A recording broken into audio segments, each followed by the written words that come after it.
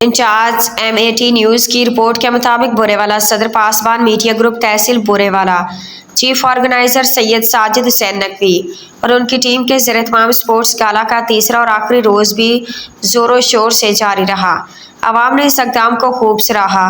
तफसील के मुताबिक बोरेवाला कायद-ए-आज़म स्टेडियम में स्पोर्ट्स गाला का आज तीसरा और आखिरी रोज़ था, जिसमें ताइक्वांडो, रस्साकशी, दौड़, क्रिकेट मैच और कबड्डी मैच समेत दिगर मुकाबलों का एहतमाम किया गया। स्पोर्ट्स गाला के तीसरे रोज़ की तकरीब तकसीम इनामात के मेहमानान खसूसी SP investigation Vehari Farooq Ahmad Kamiana, DSP Burewala Rana Kashif Riaz, साबिक MPA बोरेवाला सरदार खालिद महमूद डोगर, DSP विहाड़ी असलम हयात, सदर मरकजी अंजुमन ताजरान चौधरी मोहम्मद सगीर रामे, नायब सदर उस्मान जमील भट्टी, तारिक महराज भट्टी एडवोकेट, मोहसिन मुगल डायरेक्टर दी सेवी स्कूल, असमतुल्लाह सनी समेत दिगर थे।